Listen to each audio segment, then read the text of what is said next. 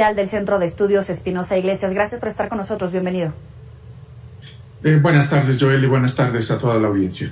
Rodolfo, te pregunto, ¿le está pegando más a los de menores ingresos? Bueno, sí, efectivamente, las cifras que se han dado a conocer por el Consejo Nacional de Evaluación de la Política de Desarrollo Social muestra que las mayores caídas de ingreso han correspondido a las personas que se encuentran en los estratos de mayor pobreza. Estos en particular se localizan en las zonas urbanas y sobre todo en las grandes zonas metropolitanas del país. En particular, la Ciudad de México es la que ha sufrido pues una mayor situación de pobreza derivada de la pandemia y de su manejo. Así es que sí tenemos pues este aumento en la pobreza, en el costo de la vida y en general de la desigualdad económica en el país. ¿A qué se puede atribuir? Porque es cierto que la pandemia le puso difícil el año a cualquier ciudadano y a cualquier gobierno en el mundo, pero ¿qué se pudo haber hecho para que no fuera una caída de este tamaño? Bueno, sí, la pandemia ha afectado a prácticamente todos los países del mundo, pero también hay que reconocer que no todos los países han tenido el mismo efecto derivado del manejo económico y social de la pandemia.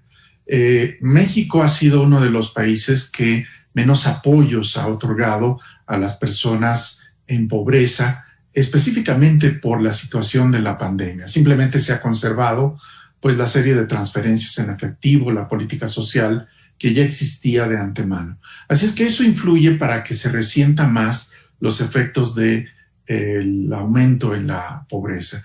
Y por otro lado, pues la reactivación económica que se esperaba no ha sido con la fuerza que estaba previsto, y esto también tiene que ver con que la política económica pues no se ha puesto a actuar de una forma más decidida, sobre todo estimulando la inversión privada y mejorando la inversión pública en zonas clave del país. Así es que también hay cierta responsabilidad por parte de la política macroeconómica. ¿Qué hay de los programas sociales? ¿Ayudan en algún momento a estas familias que resultan afectadas en corto o a largo plazo? Pues han ayudado en el corto plazo porque se ha distinguido esta administración por principalmente proporcionar transferencias en efectivo, y eso significa dinero en el bolsillo de las personas. Desafortunadamente hay una serie de servicios públicos que se han venido deteriorando por falta de presupuesto o por el subejercicio del presupuesto, y tal es el caso de la salud y también el caso de la educación. En el caso de la educación, pues las circunstancias han obligado al aprendizaje a distancia, y desafortunadamente la mayor parte de las familias en el país pues no cuentan con los elementos pues para tener una interacción entre los estudiantes y sus maestros que haga más efectivo el aprendizaje.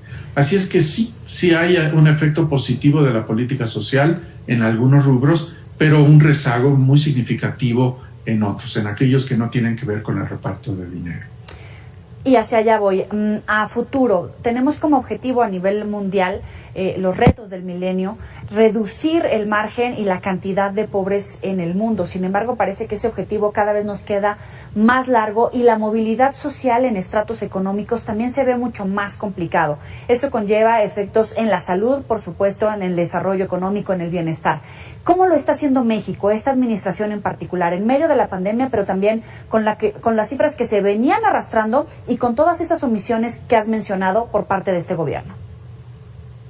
Bueno, hay algunos elementos que pues particularmente preocupan para impulsar la movilidad social, y estos tienen que ver con la formación de capital humano para las personas, que no solamente pues representa el tener más habilidades para el trabajo, sino también mayor bienestar. Tal es el caso de la salud, en donde pues el presupuesto público se ha venido rezagando respecto a lo que eran los objetivos iniciales de esta administración. Se quería aumentar en un punto del Producto Interno Bruto el presupuesto para la salud. No ha ocurrido, al contrario, ha habido un rezago. En el caso de la educación también hemos tenido problemas presupuestales pues para dar una serie de recursos al ritmo que aumenta la población. Y si acaso, y coyuntural a las elecciones, ha habido un aumento en las transferencias, y se ha anunciado que habrá algunas transferencias adicionales a las personas. Esto en su conjunto pues sí nos pone en desventaja para alcanzar los objetivos de desarrollo sustentable y en último término pues tener una sociedad más resistente a situaciones como las que hemos enfrentado el año pasado. Revisando tu cuenta en Twitter, hablabas acerca de la felicidad y del sentido del bienestar. A pesar de estas cifras de que hay más pobres, de cómo lo hemos resentido en la canasta básica, sí por la pandemia, pero incluso antes de ella, a lo mejor tenemos que estar eligiendo entre pagar el aire acondicionado en zonas donde verdaderamente las temperaturas son muy altas, como en el norte del país, sobrepagar alimentos, etcétera. Hay un sentido de bienestar que no necesariamente va a provocar que los mexicanos podamos hacer un voto de castigo a pesar de que la estemos pasando mal, o a qué podemos atribuir ese bienestar o esa felicidad como lo leía en tu cuenta. Bueno, lo que yo mencionaba es que la percepción subjetiva de bienestar de las personas, esta felicidad que sienten las personas, no se ha resentido tanto, pero no es tanto por cuestiones objetivas como el tener suficiente ingreso o servicios públicos de calidad, exacto, sino más bien porque las personas han encontrado en otros ámbitos, sobre todo en la vida familiar, pues apoyos o formas de tener ciertas satisfacciones que el empleo, la seguridad pública, la salud, no se las dan de manera objetiva.